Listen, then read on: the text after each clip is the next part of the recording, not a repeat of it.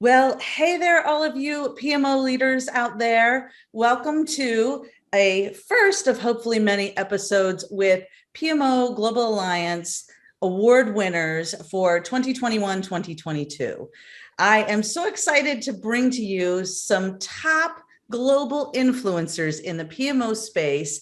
And we decided it'd be kind of fun to celebrate this opportunity to honor PMOs globally by getting together and chatting a little bit about what we think is coming with PMOs for 2022 and how you as a PMO leader can get prepared to take full advantage of the endless possibilities available to you in the PMO space. So I have two top global influencers with us here today. I will allow them to introduce themselves, and then we're going to dive into some of the questions and interesting answers we have around where PMOs are headed and what the opportunities are for all of you. So Marisa, welcome. Thank you, Laura. Happy New Year. Thank you for organizing it as well. Lovely to be here to talk about PMOs, which is a topic I love it too. So I'm Marisa Silva. I'm a senior consultant with Wellington. I do advisory, consulting, training as well on project management related topics. And a topic that is very dear to my heart is then PMOs.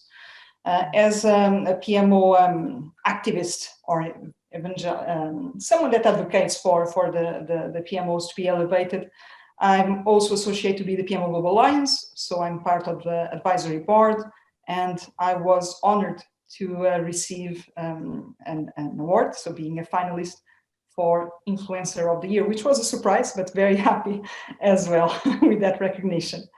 And that's pretty much it about me. Thank you. And congratulations to you for being named. Thank you. Thank you. One of the top global influencers. Bill, welcome, my longtime friend. It's good to see you online again. It's great to be here. Thank you. So Bill Dow, so 30 plus years of doing project and program management. I'm starting my 20th year of PMOs. So wow. Yeah, so 20 years doing 10, I've done 10 PMOs now across 4 companies. So I'm excited to be here, really sharing the stage with you guys and talking PMOs and talking about where we're going. And it's really nice to be, recognized across the industry for all the work that we've done. So congratulations to both of you as well. Thank you. Congratulations, Bill. Thank you. And it's great to have both of you here. I appreciate you saying yes to one of my crazy ideas, but I figured, as top PMO crazy ideas. As top PMO global influencers, I think we have a responsibility to not keep all of these things we're seeing coming secret, right? Because we have been doing this for a really long time, and I resonate with all that as well. So I built my first PMO in 1999, and I had no idea what I was doing. No idea. I had a computer science degree and a techie background, but there was these people that were doing this stuff called project management, and those are the people that got everyone else together to make big things happen, and I was totally in. So I built my first PMO in 1999, and then spent 15 years inside organizations building PMOs before starting PMO strategies in 2013. So it's been a little while now. And I have certainly made my share of mistakes. In fact, most of what I teach now is because I kept finding myself saying to other PMO leaders before I started my company, gosh, I really wish I had me when I was you, right? And that's really, I think, what this whole session is all about is, gosh, when we were first starting to do this stuff, we didn't have all the things that people have now. And the scary thing is that because so much information is accessible, there's so much information that's confusing people, right? Like a lot of people are trying to Google their way to a PMO these days. And we are the ones that see the negative effects that can have, because PMO leaders are confused and there's too much information and sending them all different directions. So we thought it'd be a good idea to come together and share with all of you, I call them impact drivers, all of you PMO impact drivers out there that are working really hard. We honor you, we respect you, we get you, we appreciate you, and we want to do everything that we can to help set you up for success. So I think that's really what this was about, is how can we help you, letting you know what we see coming, the trends that are coming, and where the opportunities are for all of you. So thank you all for allowing me to bring us together to go do some good work for the PMO community. So with that said, since we are named top global influencers, we do have a few thoughts to share about where things have been and where they're headed. So if you don't mind, I'd like to just dive into a few questions. That'd be great. Sound good? Okay. Yeah, perfect. So why don't we start with just like the most obvious? Let's just throw it all out there right up front. Where are PMOs headed? And this is kind of a two-part, really. So you could kind of answer one at a time or really just take the whole thing. Where are they headed? And really, where have they been and what's changing, right? So whoever, Marisa, how about you go first and share your thoughts there? Yes, I was just actually discussing with Bill just before we started about how everything is becoming hybrid nowadays, not just hybrid for the PMOs, but hybrid for work in general. And I think that's a trend that is going to continue to be much more emphasized as well, given that nowadays we are not just talking about doing face-to-face training or face-to-face consulting versus remote, but also about supporting hybrid methodologies, hybrid approaches to how we are delivering projects. Right. So I see more and more PMOs either trying to get to that point or being more aware of the benefits of doing so, where we are mixing and matching. So I'm doing some project management bricolage, as I like to call it, and then also how this is reflected on the teams that are being supported, because it also brings additional challenges to the PMOs that require much more, perhaps, capabilities to upskill also their teams to deal with knowing what is right, what is the best fit for that type of work that is being supported. So I would say that's one that is probably obvious, but nevertheless is one that I think we should all be paying attention to. Okay. And sorry. Go ahead, Bill. Yeah. Go ahead. No, I'm just going to jump on the hybrid, because think about what we've been talking about for years and years, right? PMO leaders need to have a seat at the table. Right. They need to be, right now, that seat is a hybrid seat. That's a remote seat, right? Yeah. And so, I mean, I've been running my PMO here in this last one for 2 years or so, whatever we've been through the COVID, remotely. And so we have said, hey, and so PMOs, I'd answer it because they need to be ingrained into business functions, all those things we've been saying forever, right? Like it's got to be, you've got to be, as PMO leaders, got to be as important as a finance leader, as an HR leader, right? Just one of those same things. But now with the hybrid approach, it's like, wow, you really have to earn that seat at the table in a remote environment. And that's a completely different skill set. And it will be tough. If we were starting a new job and we were starting to run a new PMO, doing it remotely in that hybrid world is just a whole new level of challenge that a lot of us have not done for years and years and years. On one hand, right? But the other hand is we've had Y2K and we all went to remote with Y2K. Right. And so we were all deep in Y2K. So this isn't that new. What COVID did was blow it up. Yeah. But the Y2K, we were still a seat at the table, right? So it is an interesting dynamic that's going on right now. That's really, I love that we started here, right? Because, and the words you're using, Bill, I'm always telling PMO leaders, you must earn your seat at the table. And years ago, when I first started speaking on stages, and I was terrified, it was like in 2010 or something. And I remember that a PMO leader stood up in the audience when we were doing a panel and said, well, why don't they get what we do? And, we belong at the table, and this is what we're, we are the ones that, and it was just all this like me. And this was, again, like somewhere around 2010, I was like, nope. And that's when I was no longer, nervous about being up on that stage and was like, hold on a second. Yeah. There is no, they should get us. There is no, that we should just have our seat at the table. To your point, Bill, it's something that you must earn. Yeah. And there are absolutely, and I'd love to dig into that a little when we get further along, there are absolutely things you can do to earn your seat at the table. 100%. And I think that there are incredible opportunities, right, for PMO leaders to earn that seat at the table, but it is not just given to us. And it is, and it's not until we stop being so inwardly outputs focused. And once we shift our mindset to become more outcomes focused, our head up and out, we start thinking and acting like the other business leaders in the organization. That's when we can take our seat at the table, because we've earned it, because we are having different conversations. If you want your business leaders to take you seriously, then stop project speaking at them and start business speaking with them, right? Like, I think there's just a huge opportunity for us there. So I'm glad you touched on that, because I think that's part of what I see as the trend that, I mean, in all honesty, we've been talking about for years, right? Like this pivot from project, administrator to business leader. There's a huge jump that has to happen in all of that. And I don't think a lot of PMO leaders have realized that opportunity yet. And that's why we're doing this, right? Like we want to help them go on that journey. Yeah, 100%. And it does add a new nuance because it's remote, right? And there's a little bit of that. So that just adds another twist to it.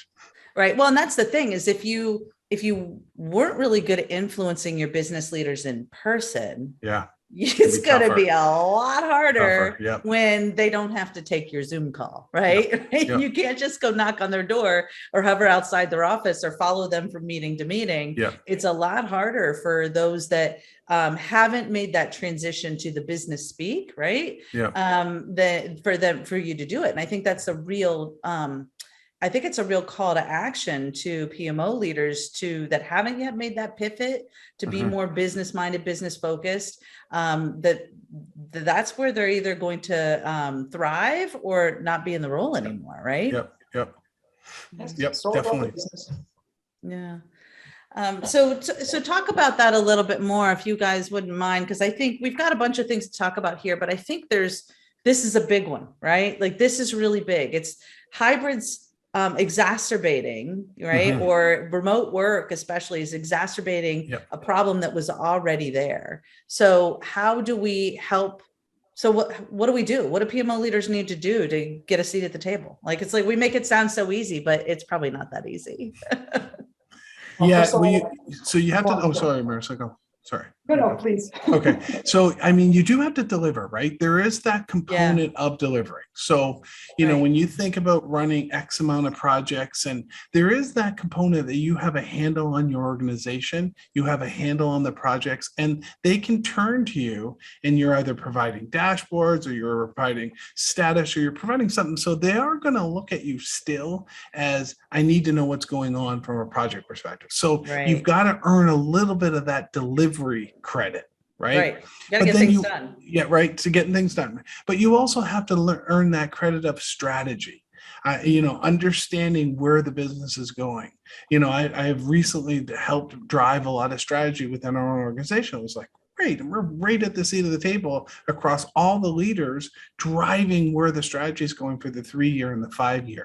So when you get a little bit of that credit and a little bit of that strategy conversations going on with your leadership, you do earn that seat, right? And so it's just part of it, but it does a lot of times come down to, are you delivering as well?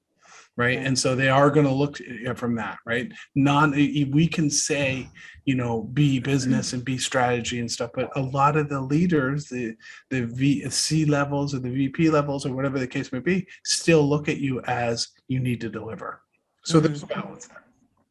Yes, and I think that just following from what Bill is saying, when it comes to delivery, it's important that we deliver not what we assume is important, but what we ask the business, what matters to them. Because as Laura was saying, it's not about us. I have the great ideas and therefore I'm going to implement the PMO. We should implement PMOs based on the needs of the business. The business is the master. So it needs to allow us to, or we need to work with them to identify what are those drivers, and from there, then deliver according to their expectations. Because I can build the best PMO in the world, but if no one wants it, if no one needs it internally, if no one understands the value of it, then what's the point? You can be very mature, but you are not being effective on your business, which is what matters the most. Right. Well, and it's interesting you say that, because the best in whose eyes, right? So here's part of the challenge, I think, that has definitely been shifting. And I think COVID just helped that shift jump significantly. And that is in the eyes of whom, right? Because PMO leaders, many of them, they build their templates, their tools, their process, they perfected everything in the project lifecycle, and nobody cares. Right. And so the challenge is that we've got to go back to the fundamentals of WIFM, the what's in it for me. Right. And we must, as PMO leaders, this is what I teach my students all the time. You must give them what they want, before you can give them what they need. Right? We have less and less and less time to get that seat at the table, earn credibility, show results, get things done, like Bill's saying, right? We have so much less time than we used to. You can't just take a year to just go off and behind the curtain and build a bunch of stuff and then come out and say, poof, here's your PMO. It's a much more iterative approach to value delivery that, dare I say, is more of an agile mindset in value delivery, in that the PMO has to be constantly engaging with the business leaders and answering the mail, like answering the questions they ask, giving them what they know that they want. The problem is a lot of times, and I made this mistake early on in my career, I built a few PMOs, and then over time, I would say, okay, now that I'm going into this next organization, I already know what you need. I don't need to ask. I already know, right? Like I already know what you want. And the problem is that I was building what I thought they wanted. And it doesn't matter if I was right or wrong. I was wrong because I hadn't taken the time to ask the questions, build the stakeholder relationships, really help them, not sell the PMO. I do not believe you should sell the PMO. The PMO's value needs to be completely obvious and evident based on doing what they want, right? They want their pain points solved, right? And I think that's where the challenge is a lot of us go in, especially if we've been doing it for a while and we think we know better than them and we think they should just get us, and we need to completely flip that script and have a different conversation about what they want, what pain do they want solved, and how can we as PMO leaders solve that, build credibility, and then from that credibility and from showing them, like Bill's saying, getting results, getting things done, delivering, then we can build that trust and say, okay, now it's time for us to address one of these other underlying challenges you really had that we couldn't even get to yet because we had to go stop the bleeding, right? Yeah. Let me just not counter, but I think you do have to sell. I've done 10 PMOs. I think you have to sell, right? I am constantly selling. I am constantly putting new dashboards out, new processes out, you have to, because you always have to pick, like you have to deliver. I totally get that. You have to have a seat at the table. But when they're looking at cuts, and they're looking at, hey, what are we going to do? And how do we move this thing forward? There's got to be the value that you're bringing. And so maybe it's not selling per se, but you got to have your elevator speech. You've got to see, this is what we're doing. We're running 90 extra projects. We're doing this. We're doing this. I mean, there's a component of that. And when you don't constantly kind of get out there in front of people, they're like, I've ran 10 for a reason because 9 other ones shut down.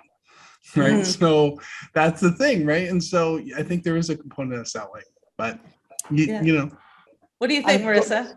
I was just going to say, I don't disagree. Let's put it this way, just because I think that there's an element of selling, although I prefer to call it communicating the value.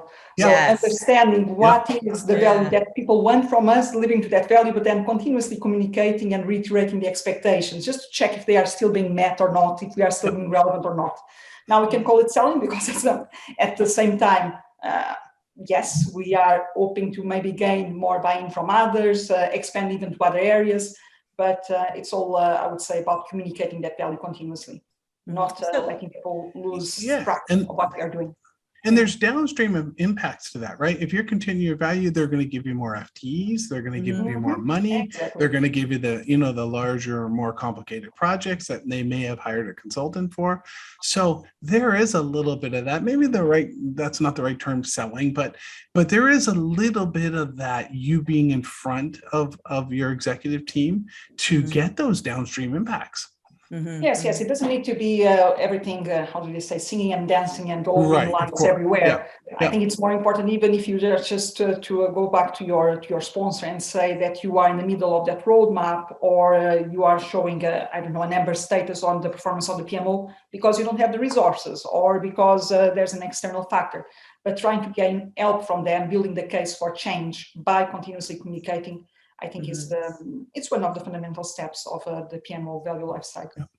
So I'll just comment on this. Maybe it's semantics, maybe, but I can tell you that my students that have been successful for a very long time, again and again, getting raises and promotions and bigger jobs and bigger roles and all of them having their seat at the table.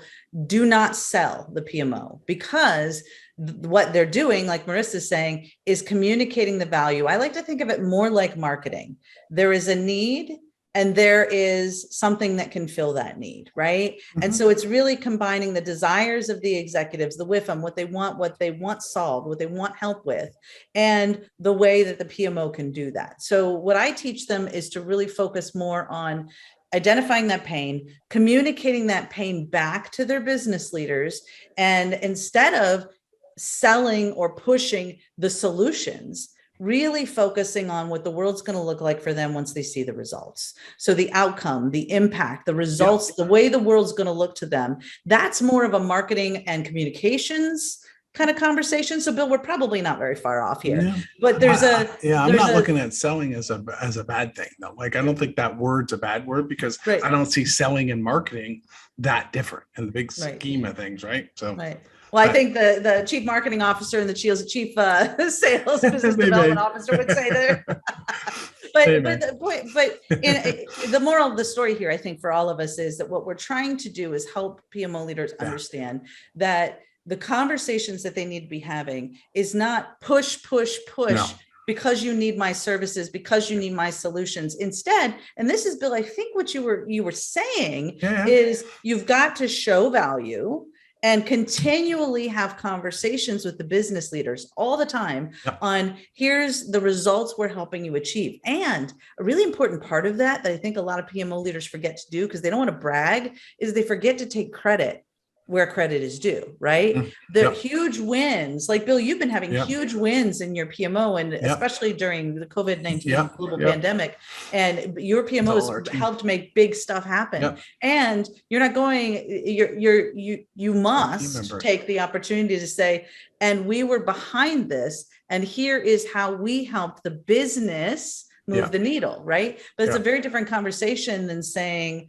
well, we put process in place, we put dashboards in place, nobody cares. What they care about is that I have the information now to make educated, informed decisions to move the business forward quickly, right? What they care about is that that they're getting the results, they're getting the outcomes, they're getting a return for their investment in time and energy and resources and all that. And I think that's my point in saying don't sell is that a lot of PMO leaders, when they sell, are pushing as opposed to showing. Right? No, 100%. Yeah, they're pushing the tool or the. I totally get that. Makes sense. And that's a big. And you had said it earlier. I had made the same mistake, right? I had made the same mistakes of going in with the tools and going in with the project online, the Power BIs and stuff, and that is all good and that makes sense. But when you break it down to what are their business problems and having those business conversations, it just makes a fundamental shift and difference on how you run your PMO. Right. So it goes back to the so what. You have this beautiful tool, you have this perfect process. So what does this gives me as a business leader? But that's where organizational change management is so important, right? Right. So let's put a pin in that org change management for 1 second, because that's like a whole thing I think we should dive into. I want to ask you though, because we're on kind of the topic of mistakes that PMO leaders are making, right? Can you all share like what are some of those, and we're opening the kimono here and saying, look, we've made a lot of mistakes. Like that's how we know so much, right? Let us, all of us, these global influencers in the PMO space, let us have made all those mistakes, share all the results with you so you know what to not do and what to do differently, right? We've all learned from those mistakes and we have the battle scars to prove it. So can you share like some of the big mistakes? We started here, and Marissa, I'd like to start with you. Can you share some of the big mistakes that you made and what you would do differently now?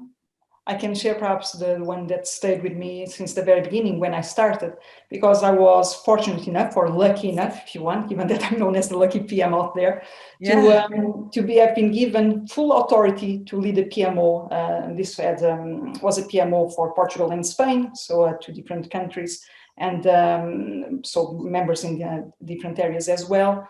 And I was given full authority to manage that one. I reported directly to the senior management team.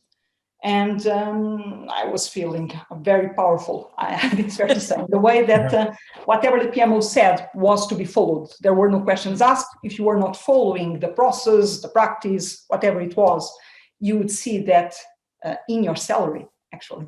So there were consequences, accountability, indeed. I've never come across a company that was that rigid in the approach, but nevertheless, even for timesheets, for instance, we had to complete timesheets, all of us, because that's how invoices would be generated based on the billable work. And the rule was, unless you are in hospital, you need to complete your timesheets by Friday. Otherwise, that will have an impact as well. So I think that my biggest mistake was the lack of stakeholder or customer, as I like to call it, buy-in. People were seeing me, I was not the most, I was probably the most hated person in the company, because whatever I was reporting back to the senior leadership team had an impact on their day-to-day, what they would get at the end of the month. So building that stakeholder buy-in, ensuring that people knew that there was a reason for those practices to have been implemented, and answering that, so what? So what will now happen with those results? I think that was the lesson that always stayed with me, and that's something that nowadays, in my role as a consultant and as a trainer, is one that I always like to emphasize, that you need to build that engagement. Is all about engagement with others. Yeah, for sure. That's big on my list too. So I second that. Bill, what about you? Other mistakes you're willing to share? Yeah, of course. Yeah. So definitely, went down the PMI, went down the tools and process path. But the biggest mistake is really around not focusing as much on the people. And I've completely flipped on that. So I have 35 direct reports or something right now. I do one-on-ones, I do rounding with them. We've got leadership programs and mentoring programs and buddy programs. So really blowing out that relationship and understanding that this is a people business. Yeah. This is just people. This is about relationships, both at the peer level and the folks that report to you. So biggest mistake is not treating your PMO like an organization, as important as HR, as important as finance, and really building programs for your people. How do you move your people through their career paths? How do you get them the PMP, or how do you get them the Agile certification, or whatever the case may be? But focusing on people has been a radical shift across the last couple of PMOs. And it's really worked out well because you treat your PMO very differently. You treat it like an organization. Yeah. Just like finance would, just like HR would, just like IT would. So focusing on the people is critical. So I just want to comment, absolutely. Like, to me, that's one of the biggest mistakes I see PMO leaders making is, and it's all tied into thinking we know better, thinking we don't need to talk to everybody, thinking that, all of there's a lot of mistakes buried in that, right? And those can all be solved. And whenever I see students coming into me in our program that aren't investing that time, they always end up, for example, like in our program, we have 6 steps in the process, right? 6 phases you go through to set up a PMO or up-level your PMO. And very early, I have them investing a great deal of time on stakeholder engagement. And then what happens is if people try and rush through that, and I'm like, you need to slow down. You got to make sure you're doing all these steps in the process. They eventually come back and like, you were right. I don't know why I didn't listen to you. Now I'm having this problem, this problem, and this problem. And I'm like, each one of those problems, stakeholders not engaging, not inviting them to the meetings, not having the right conversations with them, not letting them have a seat at the table, not giving them support they need for all the services and capabilities they want to build out, like uphill battle again and again and again. It's like, because you did not do that foundational work to build those stakeholder relationships. So I think that's number one. I agree with you. And the second part of that is the second component of people. It's your team is also stakeholders, right? They're also stakeholders in this process. They need to be developed. They need to be pulled in. They need to have a clear with them as to why they're engaging in all this. So I couldn't agree more. So I'm with you on the stakeholder stuff and on that being a huge mistake. What about maybe an opportunity? So we've been talking about like that there are these big opportunities for PMOs, and we've talked about getting your seat at the table and engaging stakeholders and things like that. Is there maybe something different or new or a trend you see coming with where PMO leaders might have a big opportunity? And I'll give an example. When the COVID-19 pandemic became a global pandemic, many PMO leaders were scrambling, like, oh my gosh, what am I supposed to do? How do I keep building all my services and capabilities when the world's blowing up around me? And I was telling him that it was a big opportunity to pivot. And Bill, you've got perfect case study example of this in the PMO you're running, to pivot and stop doing the stuff that they were doing and shift their focus to what their business leaders needed help with in the moment and solve that, right? Are there other things like that coming? Like, we all know that created a great opportunity, but are there other opportunities coming, maybe with hybrid or maybe with other business trends going on? I'd love to hear your thoughts on that. Marisa, I see you ready to jump on this one. No, it's just, I'm agreeing what you are saying, Laura, just because I've seen it myself when the pandemic hit, exactly that moment. I noticed that PMOs started to look into different services, different areas. And I think it makes sense because it is an opportunity for us to elevate our profile. Those two things were in particular portfolio management and assurance. Now, working remotely, what happened was that people were more concerned with the status of the projects, the health of the portfolio, but they are not there next to their peers, next to the I don't know, the head of department, whoever those are, to ask. So ensuring that there is visibility, that there is assurance mechanisms in place is one of those areas. As for portfolio management, when the pandemic hits, some of my clients actually got their revenue streams cut or shut. And they had to pretty much go back to their old portfolio and see where can they squeeze some budget. Where are the resources being utilized? Are they being utilized efficiently or not? So I think that was a perfect moment for people to stop paying lip service to how to do proper portfolio management. And they were forced to now do portfolio management effectively. So that created an opportunity for the PMO. And some of my clients, some of those PMOs actually are now gaining much more visibility in the organization as a consequence as well. Because they've got a view of the world and everything that's going on, right? Because they answered the key pain points that the business was asking: assurance, and how do we solve this problem now that we don't have budget available, that we don't have resources, that they're all being moved into urgent COVID response projects. What we do about the rest of the portfolio? So they had to immediately support that need, that pain point. And as we were saying before, that's what PMOs are expected to do. So now that they were doing that, they gain some more visibility as well internally, some more credibility, and they are seen as a service provider, as a partner of the business. That's good. That's good. Bill, what do you think? Well, yeah, so governance, right? We've had to really buckle down on governance and making sure we're doing the right projects for the business and they're scored and appropriately. But what COVID has done and where we're at now is resource management has been a huge thing that we've had to buckle down. So when Marisa was talking about timesheets, we actually do timesheets. We have 5 years worth of timesheets across 700 or something people in the org. But what are they doing? And so now all of a sudden that they're working from home and working remotely, it's all of a sudden we need to have a little bit more of what are they doing? What are they working on? And so we've really started to buckle down on timesheets, time tracking, allocation, resource allocation, because when they could see them at their desks and didn't know what they were working on, and they can't see them at their desk, all of a sudden now there's this new view of resource management. So I think that's an opportunity as well. I think we should really understand load balancing, especially, people are working longer. Right. They're not doing the buses in and they're not going for lunches. So now we need to really understand the load balance on people, and resource management really helps with that. So how do you, I'll share some thoughts on what I see opportunities as well, but I'm curious, Bill, because many PMO leaders are like, yes, I know we need to do this, but I get everyone fighting me tooth and nail about the timesheets and filling out data in the portfolio and all the stuff. And, the real information is actually hiding somewhere on my desktop. How do you persuade, how do you show the people that are supposed to be filling out these timesheets that this is actually a good idea as opposed to micromanaging them? Yeah, no, we got them filling it in. There's no question they fill it in. But Right. where they put their time is the issue, right? Ah, So they'll put them on ops plans, or they'll put them under special project or whatever, right? So it's around garbage in, garbage out.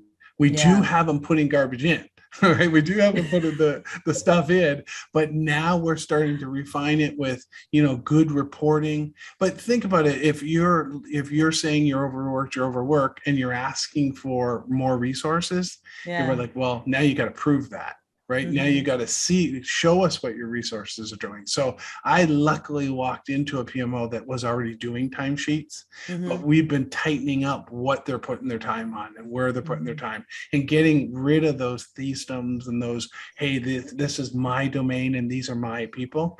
They're really Right. not. They're the people of the organization, and we need to know what they're working on. But Right. Right. COVID and this remote work has really kind of exposed that a lot, Yeah. because people are working longer, Yeah. and we need to highlight a little bit better what they're doing. Mhm. That's great. So, I guess sometime last year, I believe I released a podcast called Start with PPM, trying to say, start with project portfolio management, and here's why, right? And it touched on the resources and being able to answer the business questions, et cetera. And so I totally agree that big picture, resource management, portfolio management, all of these things, which are really technically at the front end of the process, are Mhm. where more opportunities lie. And that's one thing Yes. that I want to share that's a little bit different. And it's looking at where people are spending their time now as PMO leaders and where there are better opportunities. So, for example, when PMO leaders are hired, oftentimes they're being hired because projects are taking too long, projects are costing too much, the project process is broken, project management's broken, we don't have good, well-trained project managers, right? Like that's normally what we hear when the PMO leader gets hired. Not all the Yep. time, but normally it's those kind Yep. of things, right? So what does the PMO leader do? They jump in trying to fix the project management. They jump in trying to fix by adding more templates, more tools, more process, fixing process, even if they're doing it well, streamlining the process, Yep. getting project managers trained. And what's interesting is in many cases, that doesn't actually make things happen better. Meaning they fix the project process, the project management, the project managers, they got all the best trained, they got all the best process, they got all the tools, and still projects are taking too long, costing too much. And what's actually happening is that they were putting a Band-Aid on a symptom as opposed to an underlying root cause. The PMO is hired to fix what they think the business leaders think the problem is, because they don't actually want to dig into where the real problems lie. And that's at Mhm. the front end of the process. And what both of you all are hinting at here is usually where the problems are is, well, we started all 643 projects on January 1st this year. And we assigned all of our subject matter experts to 18 projects at once. And we are saying everything is number one priority. And like the list goes on and on and Yep. on. We Yep. have a broken front end of our process. And I think that's what a lot of PMO leaders are missing as an opportunity. They think, well, I was hired to fix project management, I'm going to go fix that. And then things don't drastically improve. They lose credibility. The business leaders are unhappy. Results aren't changing. Outcomes aren't getting better. Return on investment doesn't get better. And it's because they were actually focused on the thing that maybe could have used 10 to 20% improvement, where what really is the big problem is the business leaders themselves that have bad habits, and they don't have the information they need to make educated, informed decisions, or they have that information and then they are still blindly, because they don't know any better, assigning so many resources to so many projects that it's a disaster on the front end, right? Yeah. Prioritization is not happening, good project selection isn't happening. So you've got a bunch of pet projects that have no business being done. Really good strategic alignment with the projects to, the business strategy isn't happening. So people don't know why they're doing the work they're doing. They don't know what they're doing. I mean, I could go on and on, right? Mhm. And you all are like jumping in, like, here's the answer, right? And so what I wanted to do is take a step back and say, and this is why that's the answer, because the really big problems are actually before the project has ever started. Yeah. Right. The really big problems are there. Yeah. No, Laura, that's awesome. And they're actually, the bigger problems is before the PMO manager is hired. Right. That's right. Right. So, but look at the catch-22 that the PMO manager is in.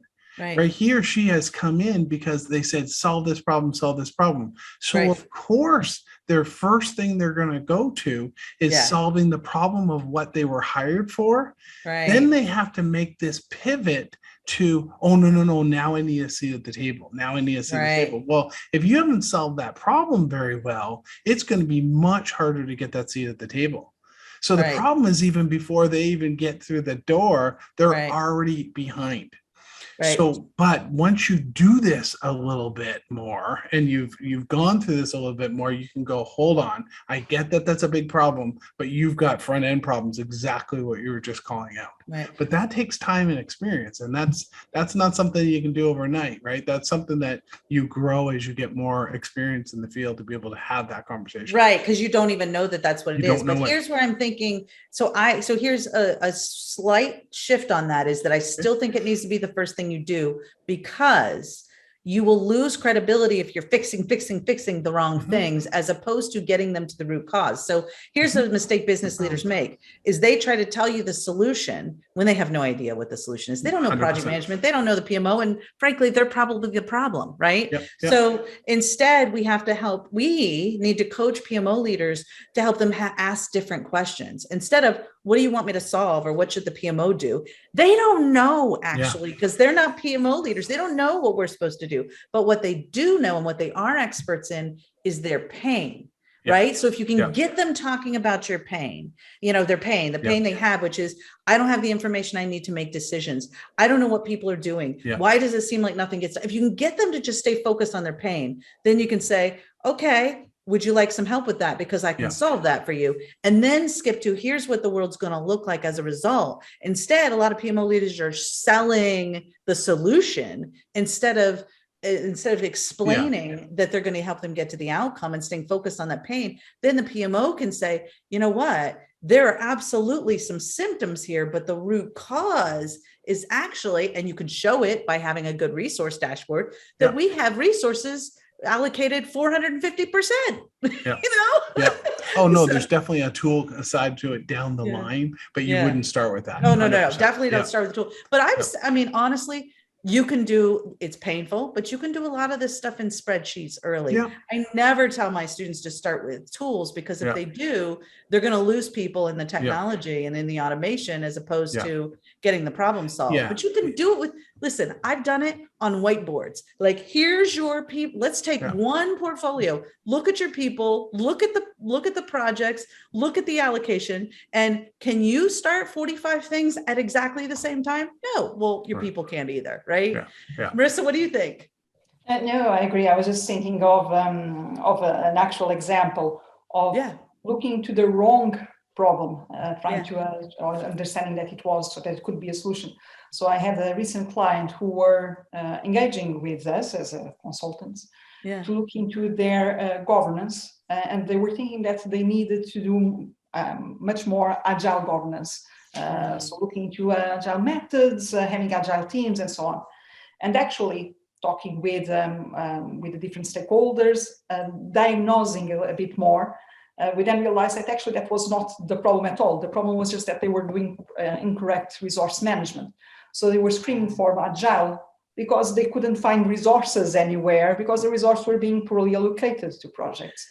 So it took a while to actually make them realize that actually that's could be a solution, but not to this problem. So we need to go back to the root cause and fix that first, and seeing also why the culture that you have is not helping in getting us there. And then we'll focus on the other problems. But a real example of what you were saying there, Laura. That's perfect. I love how you said that may be a solution, but not to this problem. That's a really good, all of you listening. Well, as a consultant, I need to keep my options open. What else can be the factors that are driving that situation. But it's very rare for, at least in my experience, for a problem to just have a single cause. There's one that is more predominant, but usually there are other factors around it that lead to that result. So let's tackle one problem at a time, but focusing on that one that is causing the pain right now. Right. The underlying root cause of the problem. And I like how you said consultant. And I want to touch on that for a minute, because all the PMO leaders listening, you might be thinking, yeah, but I'm not a consultant. But I would argue that Bill is probably just as much a consultant as the two of us are, because that is your job, is to be a consultant to the business, right, Bill? Yeah, 100%. Yeah, you have to. Yeah, you have to. You have to bring your experience, your background, and you have to bring that. Hey, wait a minute. Let's look at this as a big picture, as a consultant would. Right. Let's step back and let's not be so focused in on this particular issue. Let's think big. Let's think strategy. Oh, I love it. I love it. So Marisa, you touched on Agile. So I'd like to go there, if that's okay. Can we go there from a PMO perspective? I'm not afraid of Agile.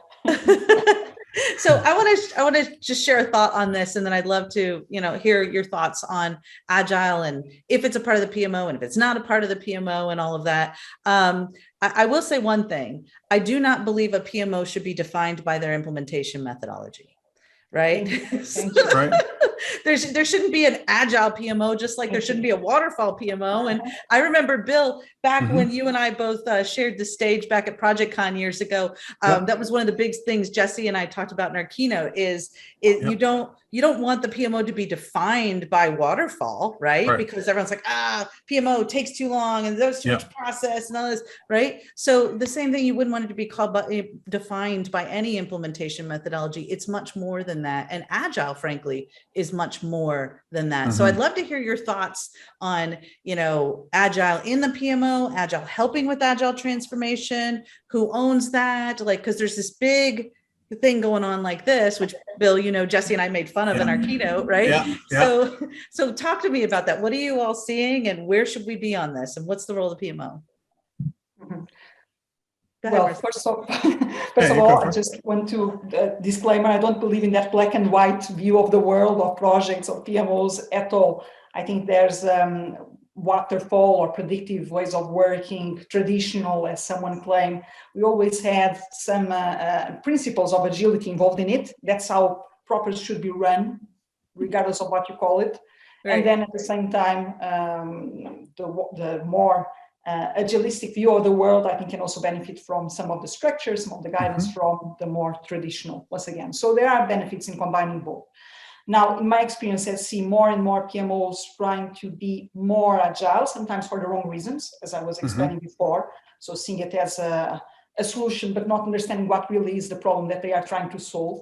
Right. But in some organizations as well that I work with, they are actually now making the move, not just focusing on Agile as a delivery method, but bringing that mindset to the whole organization.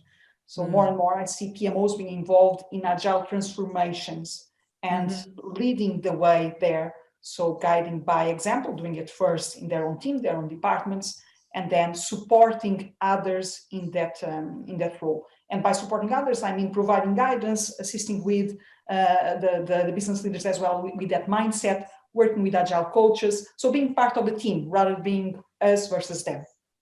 Right, for sure. So in your view, it's not really like one or the other, or there should be two separate things. The PMO has a really important role in helping to bring change in the organization, Agile transformation included. They should be the best friend of the Agile coach, the Scrum Master, whatever you want to call it, because we are all in it together. It's ultimately, is that so what or the why? Why are we doing this? And how can the PMO support it? So if you look into the main objectives of the different teams, the different roles, we are all going for the same key one. So we just need to help each other. That's great. I love it. Bill, what do you think? Yeah, so medical, right? So right now I'm in medical, and so that's not something coming. So it's coming, but it's a slower draw, right? So if we're building facilities, we're building, large wings of a hospital, we're not doing Agile. Sorry, it's not going to happen, right? But I love that Agile mindset. And those are the types of things that we are doing. We are trying to bring Agile mindset to it. I gather my leadership every day and we have a quick sync of what's going on, what's happening, right? So that mindset shift, but we do have to look at the type of projects. If we are taking computers out of nursing stations, 600-700 computers, and we're replacing HPs to XYZs or whatever, right? We can't do that in an Agile fashion. Sure, we could do it by the floor. We could, we could force Agile there, but in this medical environment, it's a little bit slower of a draw because we're working with nurses and doctors and operating rooms and all that stuff. It's just not set up necessarily for Agile, but we are trying with that mindset. We love the Agile mindset, but it's got to be the right place, right time. But we'll get there. We'll try to get there, Right. but a little bit slower.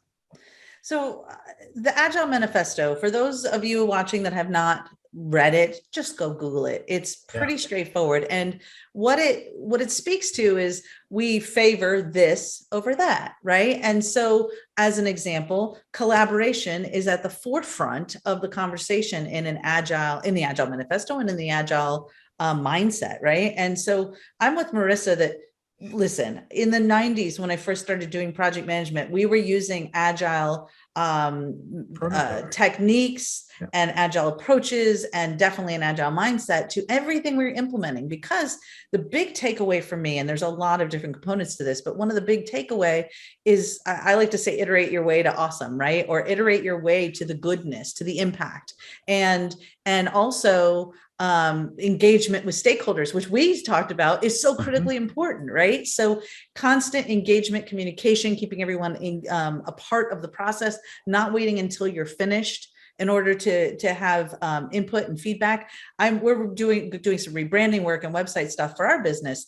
Do you think I'd want to give my requirements, then wait all the way to the end to see what things look like? No way, right? You want to iterate your way there, right? And with our Impact Engine PMO program, it's an Agile approach to implementing PMO capabilities, because, and this is where I think it goes back to our stakeholders and understanding them, business leaders do not have the patience to wait for a year or to see anything out of the PMO that they just funded, right? They want to see constant value delivery. So how can you break down all of your big picture ideas for all the wonderful things you want to do for the PMO, really focus on some of those big pain points the business leaders identified and give them what they want first, then keep iterating your way to the higher impact over time. So I think for what I'm teaching my students anyway, and what we've been talking about, is that there's no us and them with the PMO versus Agile.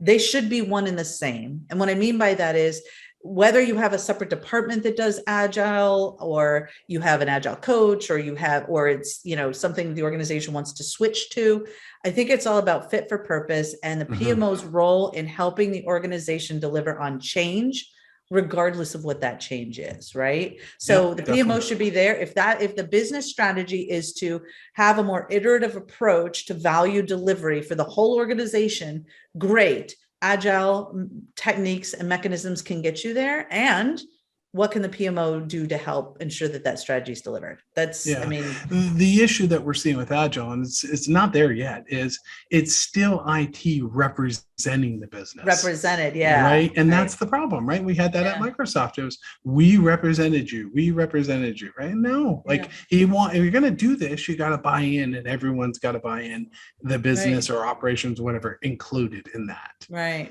So it's that representing is why we still struggle. We have Agile or waterfall, or we have that, that merge scenario, because we don't have the business and operations engaged yet.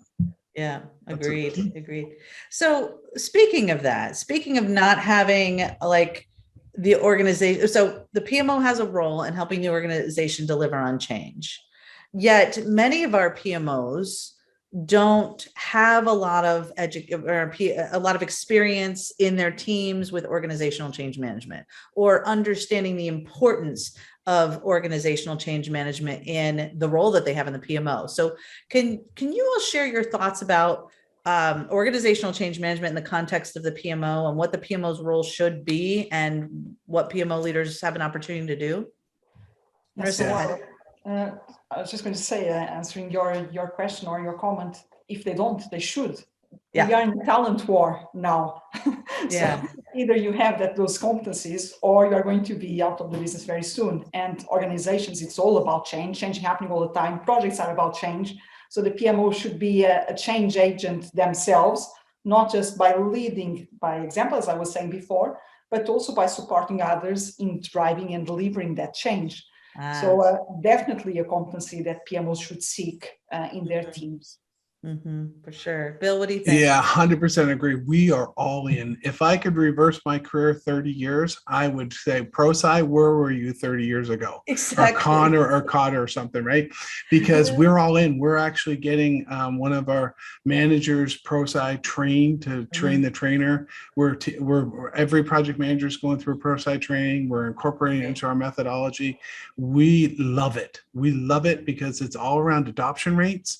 And you think about delivering a new system to a doctor or to a nurse or something, they're so busy, they do not have time. We have to get that buy-in. It's tremendous around adoption. And so we are all in, feet first. We're diving into it. We absolutely love it. And we're going ProSci. We're going AdCar model.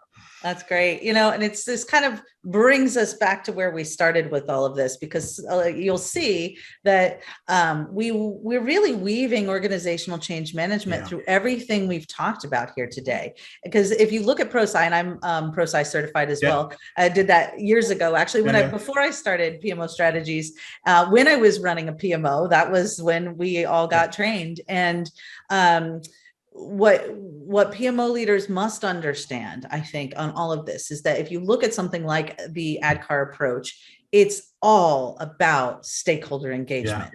It's all about the people. They say that the number one factor in determining success or failure of a change initiative is sponsor engagement.